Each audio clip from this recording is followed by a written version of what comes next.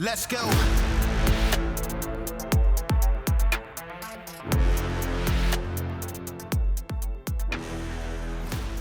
Welcome to Citizen. We've got a special guest today, comedian Josh Denny. And you're from Delco, right? Yeah, I grew up in Ridley Park. Oh, boy. How was that? Was, pretty normal. I don't know. We talk so much shit about Delco here because one of our producers is from there. And he's got a lot to say about the area as well, having grown up there. What's it like? Yeah. I haven't really been back there for a long time. I moved out of that area when I was 15. I moved to Minnesota, and then I lived there for 11 years, and then I've been in LA ever since. So the last few times I went back and visited, it seems to be the same sort of shithole it's always been. So no surprises then, right? You didn't? Yeah, not really. No, there's just, people more dug in. It's so funny too, because like you'll talk to like friends and family, and they're like, "Yeah, dude, we got all these blacks moving in the neighborhood, ruining property values," and you're like, "These properties have looked like this for 60 years." It's just a very. I'm pretty sure you guys are ruining it first. Yeah, no kidding. So, how old were you when you moved to Minnesota? I was 15. And it was the family moving. You didn't run away. No. My mom lived in Minnesota. I was living with my dad on the East Coast, and then moved out there because I wanted to play hockey in college. And then got hurt, missed a season of hockey, and then got into music and stuff, and just sort of started doing band stuff at that time. Where in Minnesota are we talking? Southern Minnesota. So like, wow. I graduated high school in Austin, so it was like on the Iowa border. I don't think Iowa actually exists.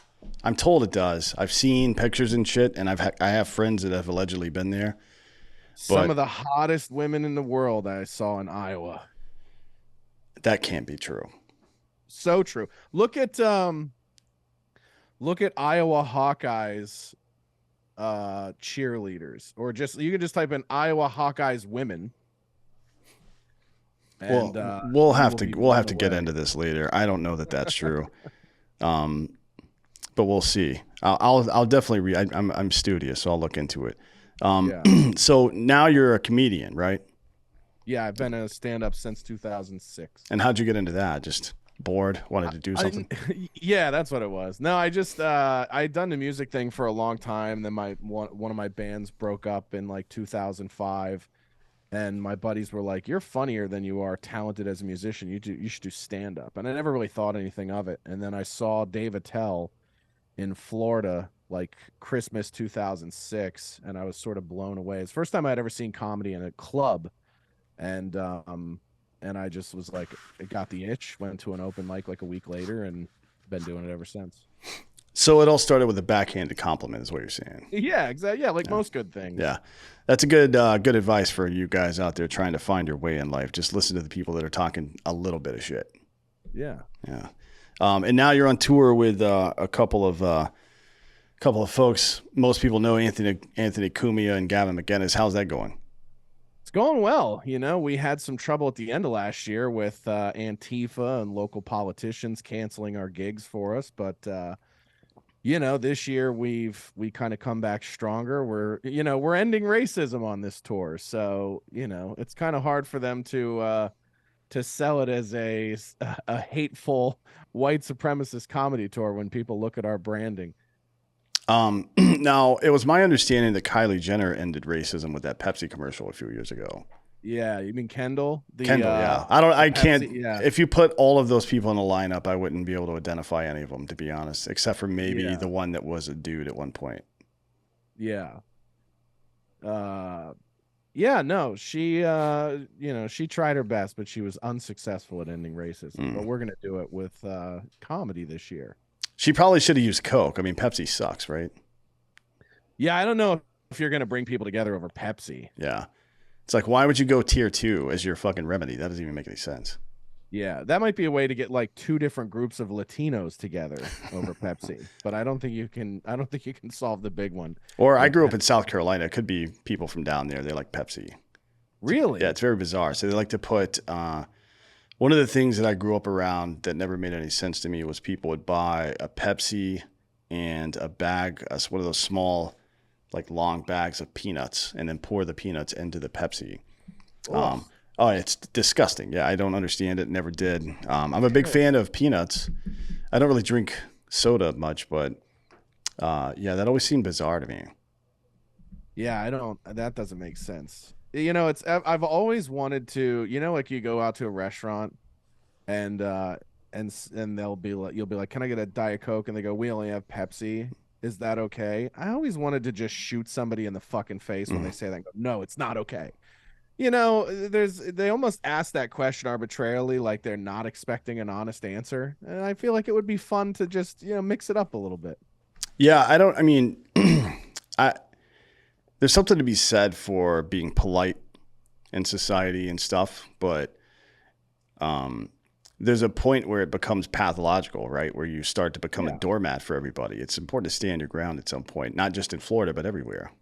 Well, I mean, and it's also just what a boring existence to just give people what they expect all the time. You know what I mean? Like, even conversationally, like, when people ask you the question of how you're doing, they never want the real, honest, in-depth answer.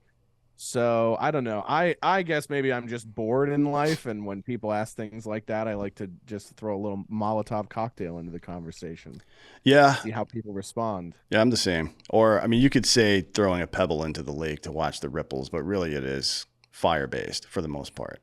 Yeah. Well, and also just people have no idea how to comprehend anything real anymore. They're so used to just sort of going with the flow, and everything is so guardrailed in society that people just don't know how to have unexpected conversations about things that they're uncomfortable with. Why do you think that is? I mean, it seems like it's some kind of mix of um, we're just not going through the paces as human beings to develop resilience from an early age. Like this whole anti bullying bullshit that's been going on for the last couple of decades. I'm totally against that. I think bullying plays a really important role in society. Um, but everybody's thin skinned now. And then there's also the added social pressure of you might say something and people are like, wow, you can't say that. Like, well, I literally just said it. So I don't know what you're talking about. Well, bullying is sort of like a symptom of a thing that was actually good about society, was that it wasn't curated to your taste all the time. And that's the problem with technology and social media, and the ability for people to sort of build and find their own niche communities right away. Like, um, some of the shit you're into or some of the things about your personality are weird and not mainstream. And so bullying was sort of a byproduct of assimilation of like, no, most of the tribe thinks that's stupid, and so you have to deal with the discomfort of having something that's sort of about you that's sort of different, or doesn't quite fit in with the group, and it builds resilience. I mean, now when you can curate your social experience at such a young age and only interact with people that are exactly like you or approve your exact point of view about different things, you are not met with anything that produces the effect of resilience or creates that or fosters that. Yeah, it's almost like we took these weird, these weird like niche high school drama interactions where it's super fucking dumb, just completely devoid of any kind of substance or anything, and stretch that out now over the course of an entire adulthood. You know what I mean? People expect to have that same level of control over their lives. It's funny. It's like the tribe. Most of the tribe thinks you're dumb for doing it, so you get two choices. You can either be a bitch and stop doing it, or you can say fuck you, I'm going to do what I want and have a good time, and you can accept it or not, right? I mean, those are your two choices Yeah. typically. But now there's a third choice, which is to completely, well, you're still engaging in society technically, but not really, right? Not in a way that really matters. Well, we need each other less. Like that's another thing that technology has ruined, is like historically communities were built on mutual needs. And so going back to the earliest days of civilization, hunters needed gatherers to survive. They needed builders to build, living quarters. They needed, so they had mutual needs. In my father's generation, it's like You had a plumber on the block, a mechanic, you had people with different specialized skills. And now with technology, everything you could potentially need is a click away. And so there really is no incentive to have to get to know a guy that maybe you don't agree with everything on, because you guys have things that you both need from each Mm. other. And so there is, so this whole necessity is the mother of invention. um Having fewer and fewer necessities, or things that are hard to come by, allow people to be so much more discriminating in who they socialize. Like, your social life can be purely just based on social things, and that's not really the way even my generation came up. Yeah, it's interesting. It's a good point. Um, just our the fact that we need each other for different things kind of forced us to get along in some ways. Now we're kind of beyond that, which is, I mean, that's fucked, right? I mean, that's just we're on the slippery slope now to complete division at this point. Well, and the other thing that would bleed into that, right, is like, you need your mechanic because you don't know how to fix cars, but your mechanic also lived a completely different life than you, came from a different culture, probably different background, different set of life experiences. So you get your needs met, but you also gain perspective in how you interact with that person because they've walked a different path than you. And I said this on Twitter this past weekend, but like, so much of what people describe as like mental health problems, it's not, you're not mentally ill. You have a lack of perspective. You think being sad is a sickness because you don't have the perspective from anybody else that has it way worse than you. You would treat your so-called mental illness like a fucking batch of the sniffles if you had perspective of somebody who lives a much harder life than you, and you don't. So you don't. And so feeling sad or anxious feel like real catastrophic events to people who do not have perspective from those who've had a harder life than them.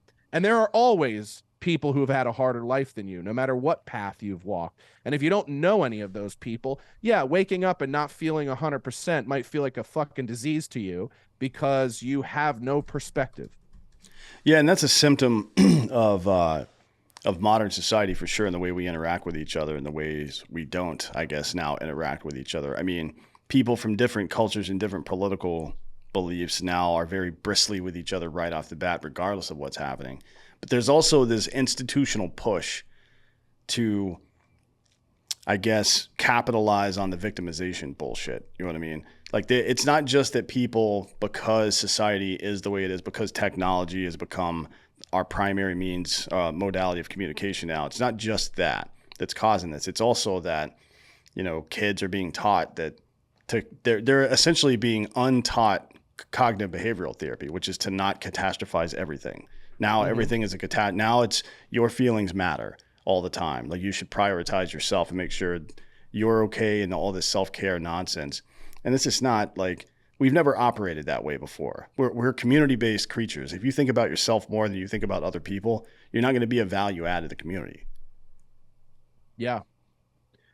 Yeah, I mean, and so much of that I feel like died when we sort of homogenized cultures. Like, where I grew up in Delco, and the time that I did, like, our culture was a big part of, who we were. Not our race, but like, if you were Italian, if you were Irish, if you were German, you had some of those things ingrained in your culture. And for a lot of us, there was this sort of cult, like, the thing I love about growing up in Delco and Philly is that it's a place that's sort of, their biggest trophy is their misery. Mm. And but there's also this element of growing up sort of blue collar Irish, where your feelings didn't matter to anyone. You know what I mean? It was just like, the work is the work. I often claim the phrase "it is what it is" the Irish national anthem, Mm. right? It's the way we were raised. It is what it is. There's nothing you can do about it. And if there is something you can do about it, do it, or shut up. Yeah, so it's sort of like, in the homogenization of culture, where we just started calling all these people white, we sort of lost these cultural nuances, right? The focus on food and family in Italian community when I was growing up was a big thing, Sunday dinners.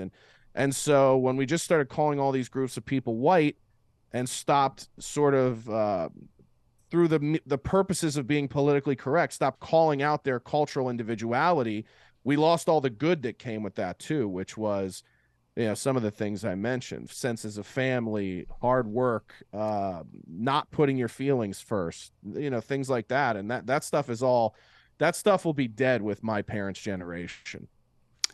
Yeah, that's definitely the case. I mean, I think about um, growing up in a primarily Irish family as well. It's like everybody complains all the time, but nobody gives a shit about you complaining. You know what I mean? Right. It's not like they're like, "Oh, it's okay, buddy. You're gonna be okay." They're like, "All right, dude, that's kind of gay. Why don't you just relax a little bit and go fucking mow the lawn and shut the fuck up right quick?" I mean, it's like Yeah.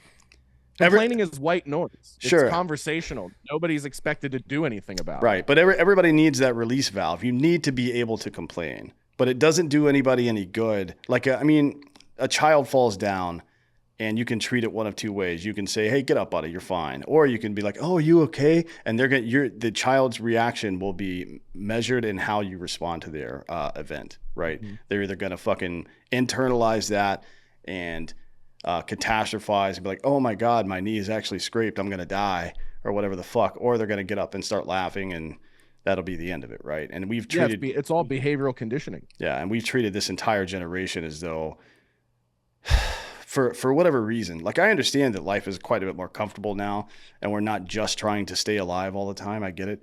But I don't know why we thought it was going to be effective or even okay to treat everybody like they should feel victimized by life, because life does kind of suck a little bit from time to time, if not most of the time, to be honest. Yes, part of it.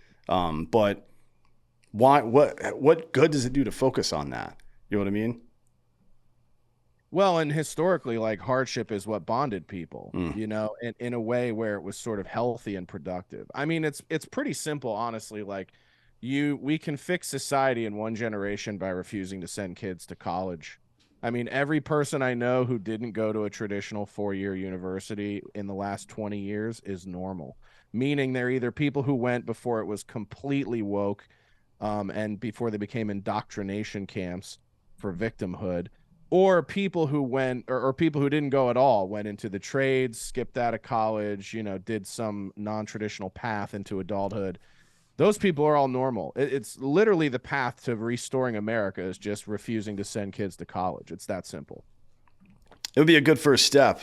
And we certainly wouldn't be in a situation where we have, what is it, 11 million young men between 18 and 35 that are unemployed right now for some reason. I mean, I think it's the largest block of unemployed people in the country right now that are eligible for Is work. that age group? Yeah.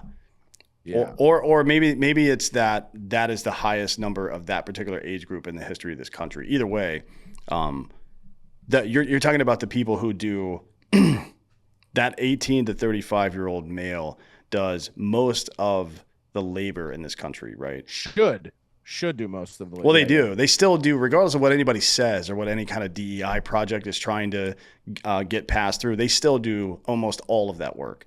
And now we have not a shortage of jobs. We have open jobs, and people won't do them anymore. And I can't imagine that. Like the community that you grew up in and that I grew up in, that would be completely unacceptable. There's no such thing as an open labor job somewhere, right? Not for very long anyways. Yeah, and in either place, by the way, in Philadelphia or in Minnesota, like the values of around work were very similar. Like there wouldn't be a kid sitting at home playing video games, not making any money, when there are, like, jobs that pay, quite frankly, jobs that pay like $30 to $40 an hour for hard back-breaking labor. Like, your parents would have been like, get off your ass and go get one of those jobs. Yeah. And transform your life. And there's this idea, again, it's all about feelings. It's like, well, I don't want to do that. It's like, boy, what a luxury to think that what you want to do supersedes what you have to do. In a weird way, it's like, that was kind of the magic of accidental pregnancies, right? Is because a lot of those guys immediately were like, oh, I guess I don't get to think about what I want to do anymore because I wanted to bust a nut, and I did, and now I'm a father and I have responsibility. So I guess I'll go do the oil job.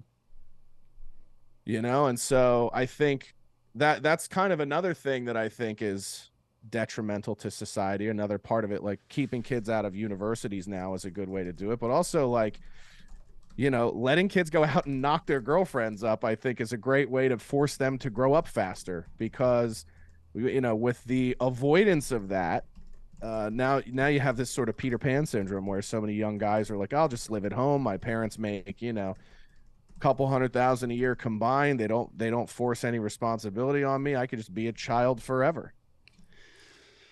Yeah, I mean it's a good point. It's everybody needs, no matter how disciplined you are, unless you're Jocko or Tim Kennedy or somebody like that, you need guardrails in your life. And I know those. God, wouldn't it be nice to be that self-motivated all the time? Yeah, but I know these men. Tim especially is a really good friend of mine, and he has guardrails for himself. That's why he's so goddamn disciplined. You know what I mean? That's the point. But even then, down to the very lowest level, even these guys need guardrails in their life. But for sure, people who are not constituted as such need guardrails. And I think if you're feeling lost in life, especially as a man, because your life is going to ultimately be defined by your purpose, and your purpose is going to be something involving your masculinity, hard work, protecting, providing, stuff like that. If you're feeling lost, it might be a good idea to find some responsibilities for yourself that you can't like negotiate your way out of. You just have to deal with. Yeah. I'm not saying go fucking knock your girlfriend up on a whim or anything like that, although that's not the worst idea considering our birth rates in the country right now. But you should find something. You should find something that's non-negotiable in your life. So add something to your life that makes you fucking grow the fuck up and start to. And not only is it going to make you a better person and make you take responsibility for things, which is going to get you more invested in not just the community but also yourself, but your quality of life is going to go up quite a bit. Your mental health is going to stop suffering from this purposeless drag that young men, especially in this country, are experiencing right now. And this is one of the worst things I think I've ever seen in my life, is all these shiftless layabout young men, and we're seeing it. I've seen it personally in a lot of different forms throughout the years, studying security and criminology and stuff like that. The same thing that happens to young black men in inner cities, or Arab terrorists, right? That they don't have any purpose or find jobs. They're easily persuaded into these fucking to wearing a goddamn suicide vest in some cases, right? But certainly into giving up their lives for this stuff. It's the same thing that causes people to be criminals. It's the same thing that causes people to be mass shooters. It is nihilism brought on by a complete lack of purpose, particularly when it comes to masculinity. You have this internal rage that needs to be conditioned such that there is a moral, I guess, excuse me, there's a moral balance to it where you're effectively using it to protect the community. That's what it's made for, right? And when you don't do that, that rage is going to find an outlet somewhere. And if it doesn't find an external outlet, it's going to find an internal outlet. So suicide, mass shooting, terrorism, gangs, it's all the same shit to me. Yeah, it's interesting. I think yeah. I think in a lot of cases they can be related in that way. I think there's some subtle differences in the motivations between which one of those things people gravitate towards. I think mass shootings, there's that element of instant fame as well, or just sort of being noticed or acknowledged. Whereas I think with like religious extremism, there's more about trying to belong to some sense of larger community or purpose that you didn't have in the first place. And there's just no, like with like radical Islam, there's just no querying, because there's sort of like where it lives, they did a good job of eliminating any sort of dissenting opinion for pushback. So, my girlfriend's family is Iranian, and they were her grandfather was a general in the Shah's army, and they were essentially forced out of their homes during the revolution. They tried to assassinate his whole family in the middle of the night. And so they did a pretty good job of just like ravaging any dissenting opinion. And then of course those people all fled, like the Baha'is and the Persian Jews and everybody with different religious beliefs and stuff, rather than fight for their homeland. Yeah, even a lot of the Zoroastrians, which is one of the oldest religions in human history, still had to flee that place, which is kind of fucked up. Everybody. Yeah. So they all just went to Sweden and the United States. Mm. And so what's interesting is, I think we look back at that when we talk about American interventions in foreign conflict. It's like the libertarian in me says it's none of our business. But then when you look at this sort of the way that pernicious ideology has now bloomed and blossomed over there from that point forward, boy, imagine what the world would be like if we maybe nipped that in the ass 30 years ago or 40 years ago when it first reared its head. And by the way, you could go back to the Crusades and say we didn't do a good enough job of exterminating that ideology back then. So, it's just like I think when we meet bad ideas anywhere, we have to be willing to fight. I get this argument from people all the time, like, Josh, why do you still live in Los Angeles? It's like, well, what would it mean with all the things that I say about how to fix the world if I left the place where it's the most fucked up? You know what I mean? Like, this has been my home for 16 years. I met my girlfriend of 11 years here, and this has been her home her whole life. Why would I just forfeit it to people whose ideas suck? I feel like that's such a cowardly way to be. And by the way, how long before that just becomes America, where they go, now America is about this. If you don't like it, leave. What is everyone going to do? Get on ships and go to somewhere else? So I think it's one of my biggest points of contention with Owen Benjamin, who acts like this, fire and brimstone, idea slayer. And he lived in the heart of Los Angeles and fled as soon as it turned against his point of view. And I think that's what weak people do. I still go into the spaces that I've always gone into, and I'm still myself, and I still speak what I believe, whether it's wildly accepted or not, because difficult things are important. And I think, when you ask, like, why did I go from, working 6-figure a year jobs and living comfortably to sort of through a pinball machine of variables, now sort of forced into this role as a truth speaking comedian who is sort of like one of these canceled guys, right? Who speaks passionately about things that I think are common sense and then I think are core to America and American values and Western values, but where I live, not well received and certainly not the majority opinion. And so why did life put me in that position? I think it's God calling me to a higher purpose. And so to run away from that and go, well, people don't like me here, I mean, that would be not answering the call. Yeah, I get it from that perspective, but paying taxes like that and not being legally allowed to own the guns I want to own, that would not work for me. You think I pay those taxes? Yeah, fair enough, right? Okay.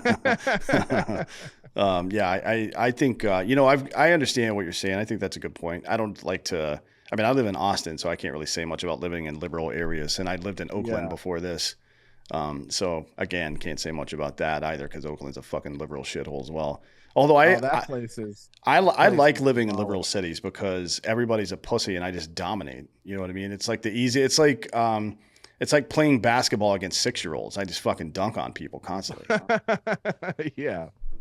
Yeah, exactly. I mean, it is. And by the way, like, another thing too is like all the stuff I just ranted about for 10 minutes about forcing yourself into situations that are uncomfortable. Well, what's more uncomfortable than living in a place where everybody hates you and disagrees with your point of view? Like, if I'm really trying to forge my mind and be able to have perspective and create, content, whether it's stand up or podcasting or writing books or whatever, I need to be in a place that's sharp. Like, no good artist or creative person of any kind is just surrounded by people that constantly agree with them. And yeah, it's not very iron sharpens iron to hang out in fucking information silos for sure. Yeah, exactly. Like, to just go to a place where everybody goes, yeah, dude, me too. It's like, that's not going to make me an interesting person or a sharp thinker or relevant in any way. Well, how do you find yourself expressing all this? I mean, you say you're there because you think it's important to be there. Are you trying to have conversations with people to kind of bring them closer to your side? Because I've gotten really tired of this proclivity people have, particularly in political conversations, but in any conversation now, just to try to fucking plug their ears and say la la la, or try to shut the other person down, which you've experienced over the last couple of years as well. Do you like what exactly do you feel is your responsibility to start conversations? Because it's always been my position that bad ideas are defeated by good ideas, not by brute force, typically. Yeah, I think so. I think a little like I think in the debate space, yeah. I use the analogy um when people were coming at me for my take on abortion, they said, well, you make good points, but it's your delivery that's problematic. And I go, yeah, but there's different tools for different jobs, right? A guy like Ben Shapiro is a scalpel. He's well researched. He knows his stuff. He's incredibly articulate. I like to think of myself as more of a sledgehammer. And the way that I kind of, incorporate that is as a comedian. Like, I don't believe these people can be rationed with. And I think you could make all the great points in the world. In the end of the day, they're not living by a logical barometer to begin with. So to argue with logic is sort of like it's a losing strategy. So I think ridicule is the only way to sort of, it goes back to what you said about bullying, right? Like I joke all the time. I go, dude, if fat shaming actually worked on me and I wasn't so hardened by being made fun of as a kid that it doesn't do anything to me anymore, I'd be shredded. I wouldn't be fat at all. But the problem is that I was ridiculed so much and my skin is so hardened from it that I don't feel anything from being shamed or made fun of or any of that. So I can't get any discipline from that.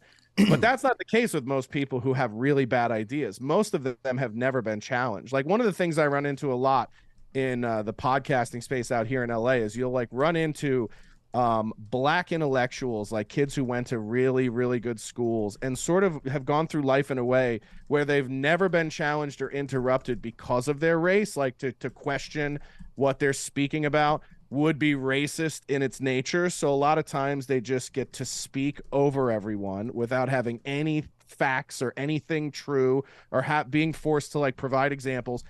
And I run into those spaces a lot, and I'll call that out instantly. Like, this isn't a university. You're not going to be unchallenged with the way you think because you're black. That doesn't intimidate me. So let's actually have a real conversation.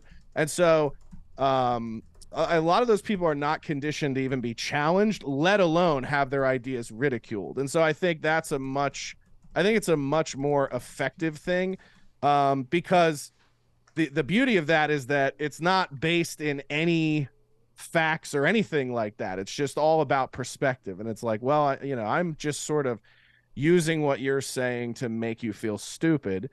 And I think that is a more lasting effect than just besting somebody in debate. Like, I've seen, you'll see Matt Walsh, debate some trans person about, with the what is a woman stuff, and he'll get the best of them, and that video go viral, and everyone in the comments will go, man, he really told her or him or whatever it's supposed to be. And it's like, you don't see a video of that person a week later going like, I'm not trans anymore. He got me. Yeah. You know what I mean? So that is not the way to win. No, it's never. So in any and debate is effectively a if you're doing it in good faith, a debate is a negotiation, right? I mean, that's what it's supposed to be. You're trying to win somebody to your side, whether it's the audience or the individual they're speaking to. And in any negotiation, particularly when it comes to diplomatic style negotiations, you have to leave the subject some kind of out, some kind of like noble, gracious out where they can change their mind without feeling like a fool because of it. Otherwise, you've done nothing, right? It's like the way that these, even Shapiro, the way that they go into universities and dunk on dumbass 19-year-olds. I'm not really impressed by that shit, to be honest. I think it's kind of fucking. It's just, to me, it's just for fucking clicks and ratings and stuff. I don't think. Yeah, it'd be like putting a triangle choke on a guy who's never seen a gym. Oh, like that guy in New York. yeah. That's a good one. Yeah, I didn't even think about that, but yeah, fuck him. Yeah, fuck that guy. But yeah, I mean, to your other point about bullying, if there's a tool out there, and let's call it bullying or social pressure or manufacturing consent, which I think is something that Noam Chomsky used to say back in the day. Yeah, isn't it funny how all the liberal guys, like, ridicule being the greatest weapon, all these things came from like liberal writers and professors, Saul Alinsky, Noam Chomsky. Yeah. But if there's and we don't even use those things against these people. You know what I mean? Like, they probably don't even know that that methodology came from their supposed intellectual side. And we don't even do a good job of using those things against them. I mean, that was like classic Alinsky thing, right? Which is use your enemies' tactics against Mm. them, essentially make them play by their own rules. So make them set the rules and then hold them to them. Yeah. Or maybe the best debate strategy of all time, which is to, and we use it in interrogation today. You know the answer to something, and you ask a question of somebody that holds a position that you know is indefensible, and you ask them questions until they have to admit that their position is indefensible. Mm-hmm. That's a Saul Alinsky thing as well. And I Yeah. like literally we use this in military interrogation to this day, not just military but the police as well. So it's these are super effective tactics. Um, and it's obvious that they are, right? I mean, that was the point of liberalism, is to get into the head and think about these kind of things, do thought experiments, and figure out how human psychology works. But modern liberalism is defined by the work of a literal child rapist, right? Like this fucking Michel Foucault guy was literally raping children all over the world. And when people run into that information downstream, when they're studying postmodernism, they're like, well, how do we deal with that little pesky fact? Well, you throw all of his research into the ocean is what you do, because the guy was a goddamn Yeah. sociopath. You know what I mean?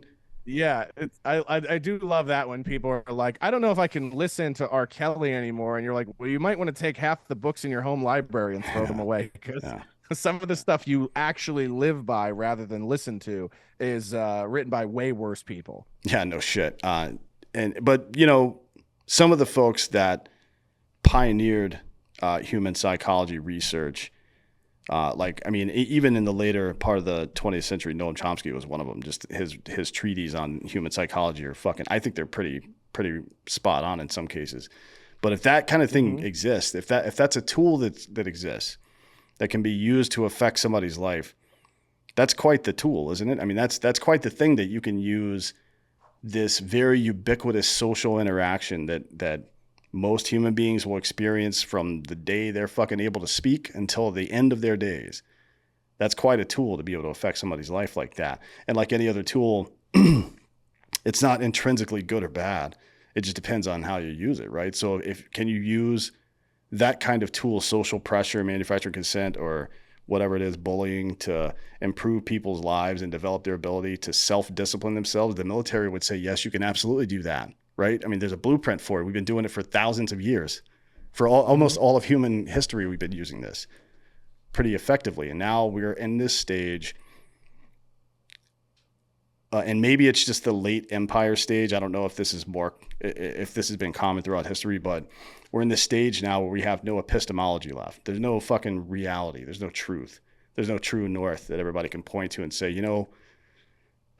this is whatever else is going on. We can all agree on this. I thought it was like Yeah, that's a protecting big thing. kids. I thought it was that.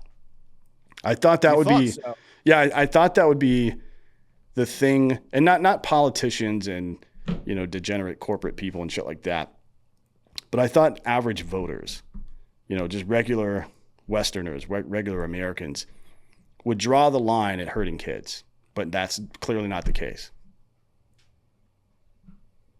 Yeah, and it's so interesting that in those situations, like when you bring up those types of things, um, the things that I think we agree are like the clear cut examples in society where I think what's best for kids is clearly on the line, like drag queen story time and shit like that. It's like then the strangest thing happens is that the progressive liberal parents who coddle these children through everything choose that moment to go, well, my kids are smart and they can figure things out for themselves. And it's like, well, this is quite an interesting time to take that stance when you have not looked at healthy problem solving, competition, or adversity in any other situation in your child's life except for this. So it's kind of, again, it's like so transparent when you start to unpack it and you just go like, so this is the place where you feel like your kids are adult enough to make adult decisions when they're being sexualized against their will, but you don't think they can make their own decisions when it comes to so many of these other everyday things that you now believe are traumatic for them to have to go through. And it just tells you what the agenda is. I mean, it's unfortunate, but it's, to me, it's plain as day. And those are the things that to me are like socially non-negotiable. Like that's one thing where people just go like, yeah, I don't have a problem with it. I just go, cool. Like there's no, like you said, there's no true north for us to have any friendship or relationship over. There have to be some things as a society we agree on are non-negotiables. And I always thought, like you said, protecting children and patriotism were the Mm. two things, right? Like that was the one nice thing about post 9/11 was that there was this sort of thing of like, listen, we're all different things, but we're all American, and that has to be protected. And now I don't even know if we were attacked in that way today, if we would have that same response. Yeah, it's funny. I remember most, if not all, the political debates I had in the early 2000s, or even during my time in the military through 2010 or so. Um, you know, there would be pretty stark contrasts in our root ideology, I guess. And we would go back and forth, and sometimes it would get heated. Like, I don't think we should be doing this. I don't think we should be doing this. I think we should do this, whatever. And then towards the end, when you start to get, when the conversation starts to wind down and both people want to exit gracefully, you're like, well, at least we're not communists, right? I mean, and I had so many conversations, and not necessarily communists specifically, but there would always be like, well, you're probably right about this. I don't agree with that, but at least it's not this. You know what I mean? And whatever that, at least it's not, it was the red line in the sand that we all agreed was like, it's the Overton window, right? We can operate in this general area right here. And I never, maybe I'm naive, I guess, but I really never expected that cutting kids' dicks off and giving them fucking hormones when they're fucking 12 years old was going to be a thing. I just didn't, I don't know why. I just didn't see that coming. Never saw that being on the menu either. It's very bizarre. And it's almost like, it makes me think of 1984, I think it's the last paragraph of the book. It's just like, in the end, the party would say that 2 + 2 = 5, and you would have to believe it because the logic of their position demands it. It's like we have to push this so far that anybody that can be labeled as a potential dissenter gets labeled as such. You know what I mean?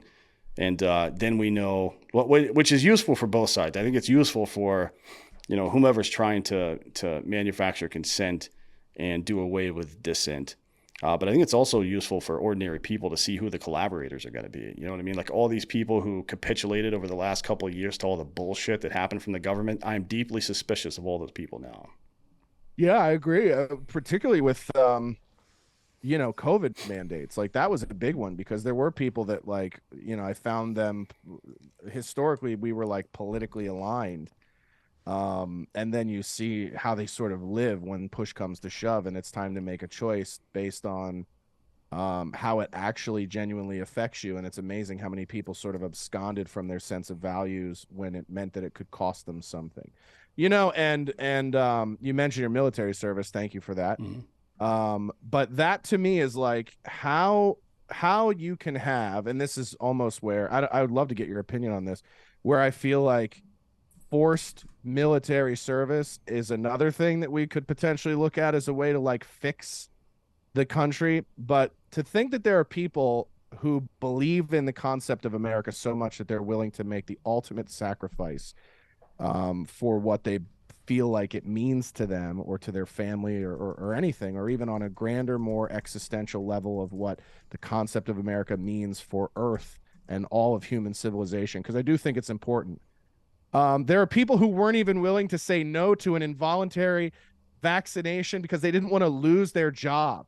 Like, so when you have that degree of being a pussy, and then you have, both my parents were veterans, by the way, when you have those people who literally at age 19, 20, 21 were willing to go to war because of what they believed America represented in the world. It's like two completely different ends of the spectrum in terms of like bravery and purpose and fundamental belief in something. Yeah, to the point, the first point about I guess mandatory service. Not everybody belongs in the military, right? And I'm a big believer in that. I was an infantryman in the 82nd Airborne. We were pretty aggressive, you know what I mean? And I don't want pussies around me when I'm doing that kind of work. But Absolutely, like civil service, volunteering in your local community, I wouldn't have a problem with tying voting rights to something like that, like Starship Troopers or some shit. You don't have to serve in the military, but you got to serve your community some way, right?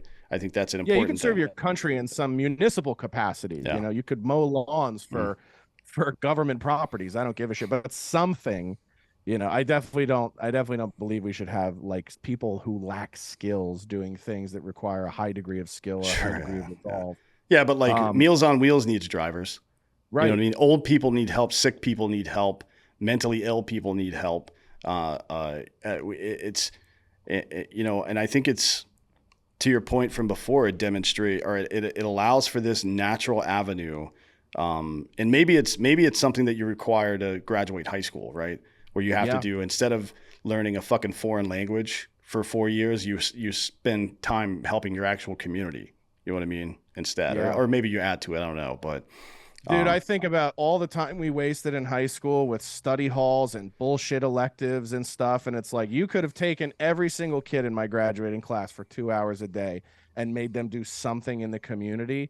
And it would have been light years more valuable to both the community and us as individuals to have been forced to do that than the nonsense we wasted time doing in high school. yeah. And then, you know, it builds this attitude that it creates the very linear connection between effort and outcome, which I think we've kind of lost in Western society. It's just like the expectation that things are all going to go okay.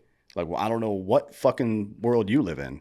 You know what I mean? And I think that's the kind of naive and ridiculous attitude that allows people to look at people who are successful and say, well, you're successful because you're a man, or you're white, or what, you're straight, whatever. So you had more opportunity to be successful. It's like, no, I grew up in a fucking poor ass family with an abusive dad, and I decided to fucking make my life better instead of settling and being a dick like I could have been. You know what I mean? So it gives that perspective, which I think is super necessary. And to the point of of people being willing to sacrifice for their country. The thing that I think sets apart, I don't know about the most current generation of military people, because I don't know many of them. I know some younger people, but not many. But my generation primarily joined the military because of 9/11, right? So Same with mine. Yeah. We're probably around the same age. yeah. So it's like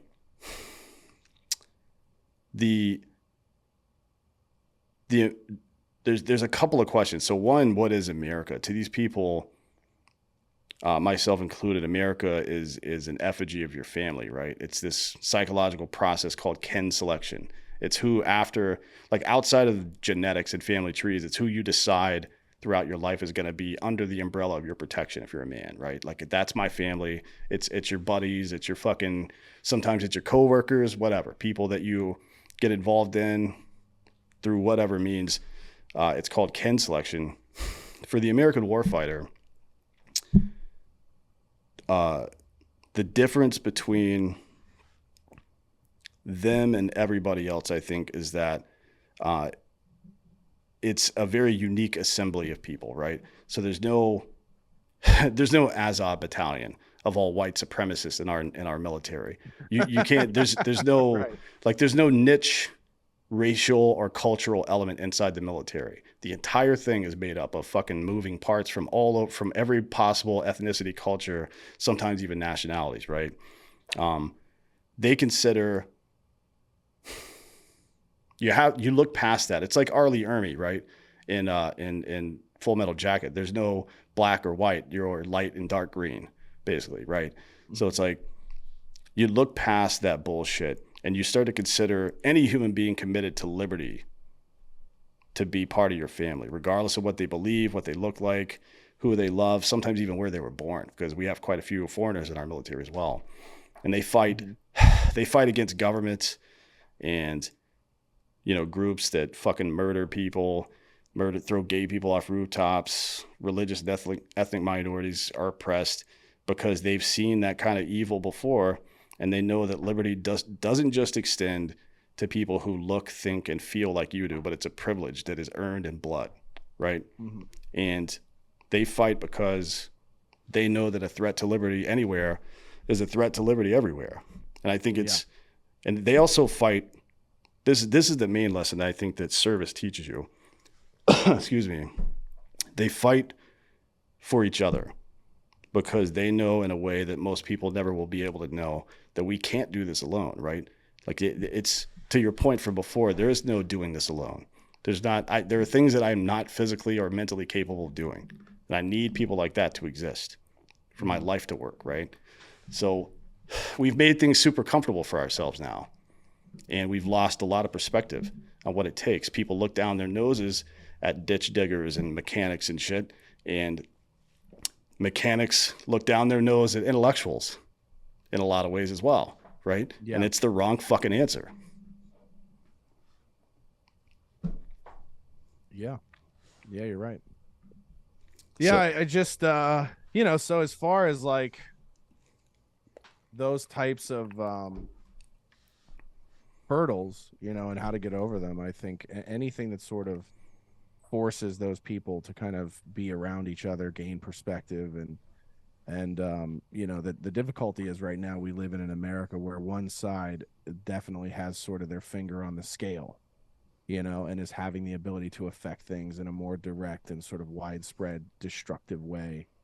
And I just don't think there are enough people willing to sort of fight for it. It's kind of funny because always gets me in trouble when I say this, but like I was excited on January 6th.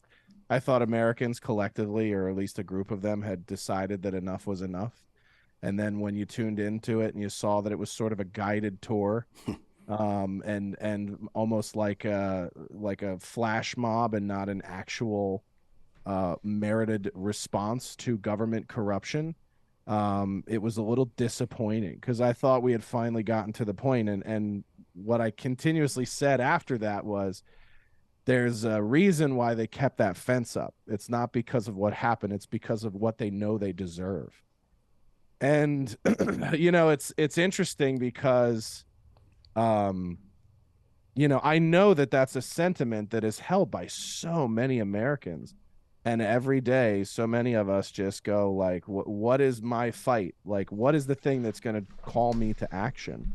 And like you, I think I'm always entertained and always interested in seeing like what's going to be that thing. Like you said, I thought protecting children might be that thing, or protecting elections might be that thing, or agreeing that the sky is blue and it's above us might be the thing. But the window keeps moving and shifting to where we're willing to accept so much insanity and corruption and nonsense because it just doesn't directly affect us.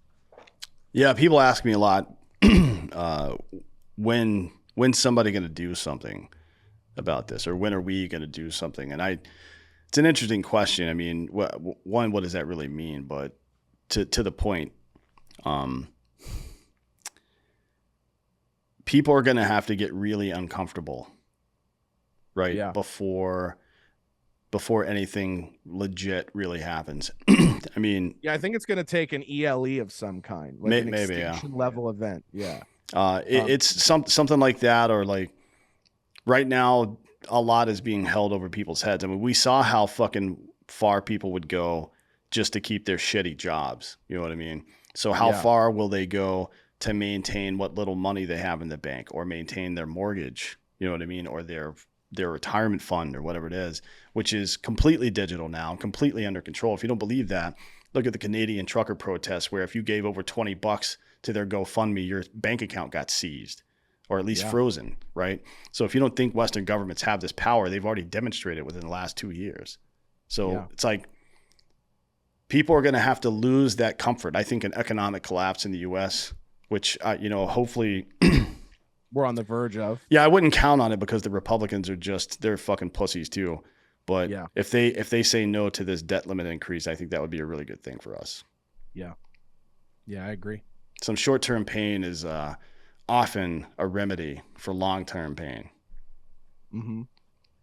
Yeah, it's like ripping a Band-Aid.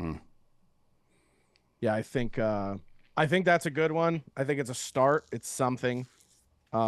It's also just an opportunity to draw a line in the sand and go, we just can't keep changing the rules when we don't like our failure. And that is that's a big part of how we got here, was that we started changing the rules when we started failing, and now we've just continuously moved the goalposts and continued to do that. I mean, we did it with the bailouts during the Obama administration. And it's not just economically and in government, it's affecting everything now, sociopolitically and in people's everyday lives, like Well, we human. redefined inflation and recession in the past 2 years somehow. Yeah. Like words that have meant something very specific since the 1930s have now been redefined because it's politically expedient to do so. That's kind of fucked, right? Yeah.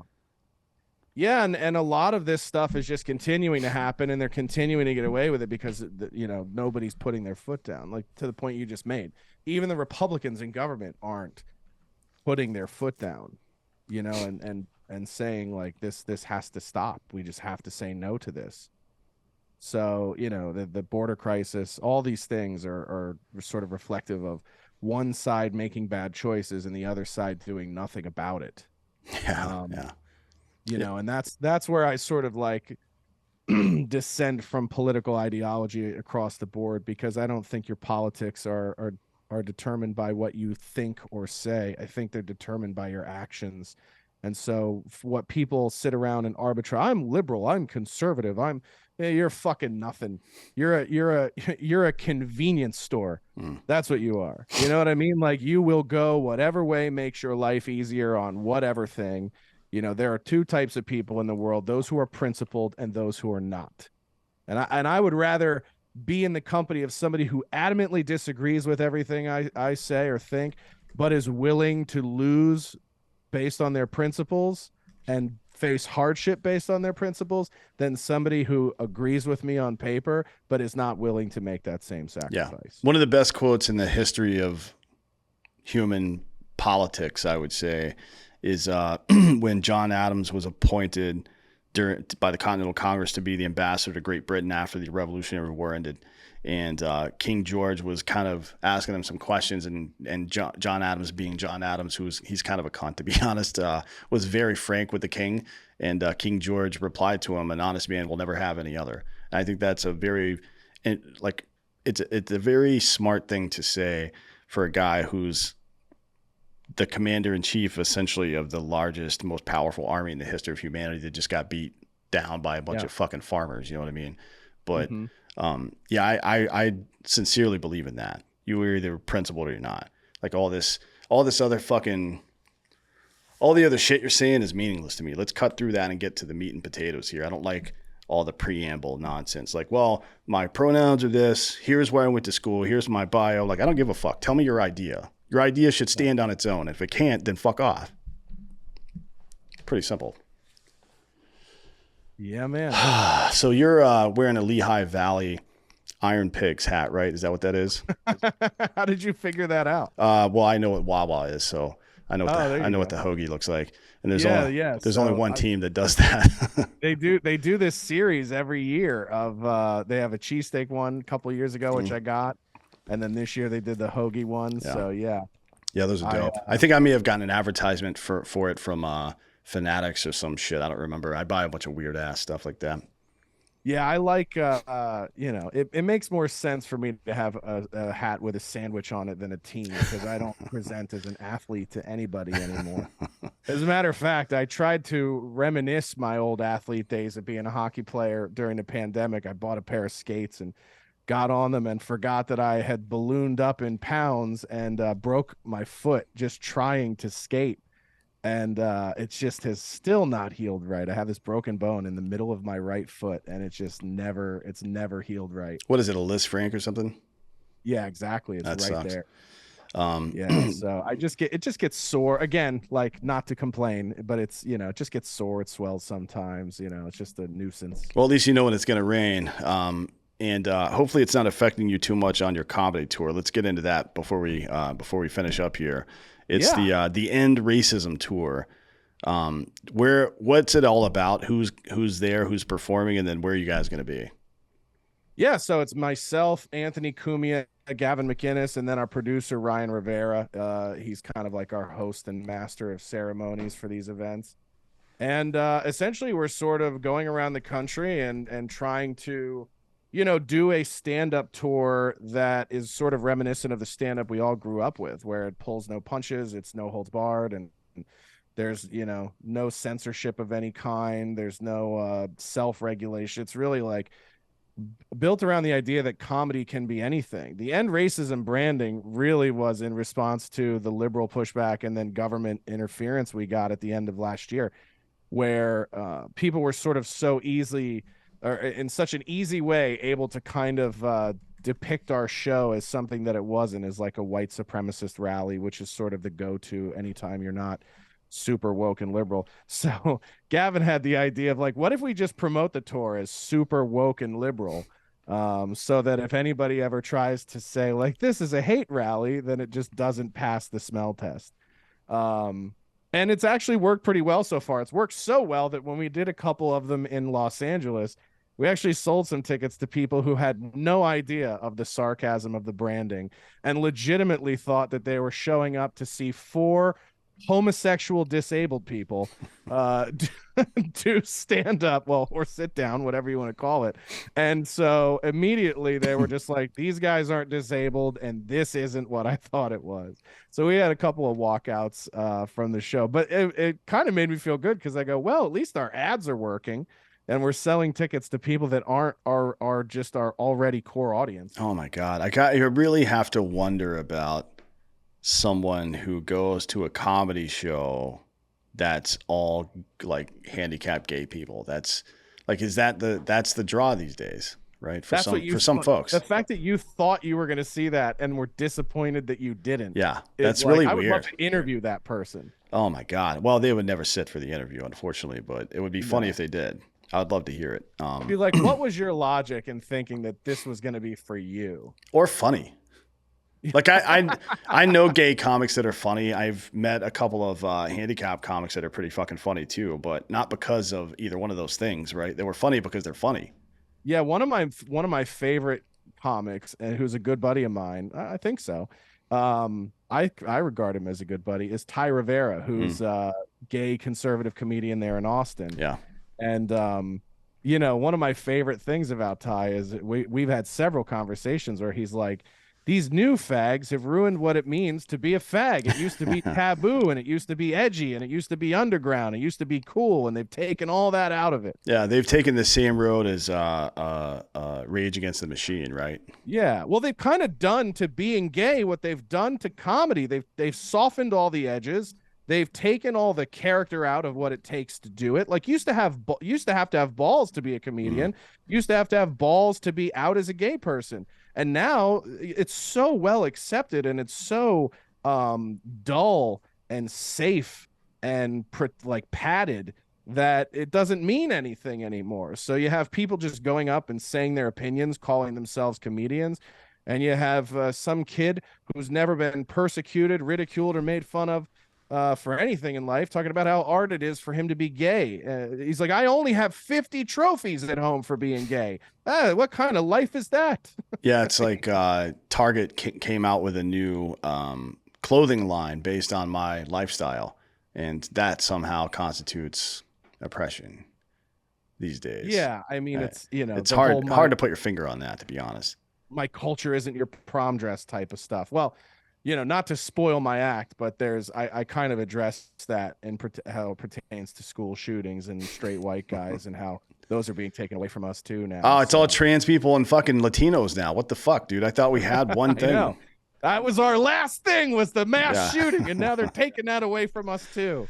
All right, so where I've got a small schedule here. You guys are here in Austin on June 16th, July 15th in Tampa, July 16th in Palm Beach, Baltimore August 18th, and Las Vegas September 9th. Is that all, or are there more shows than that? No, we'll have more. We'll be in Dallas in October, New York. Those will all go on sale here probably in June. Okay. So June, July, like we'll have a second batch of dates. We want to go to Nashville as well. We're trying like hell to find a venue there, but Nashville is surprisingly woke. It's kind of like Austin, at least Austin has this like heavy comedy community. Nashville is just like very, very liberal in terms of the concert venues and stuff like that. So having a little bit of difficulty with Nashville, but Yeah, there's probably a handful of other cities we'll add to the tour by the end of the year.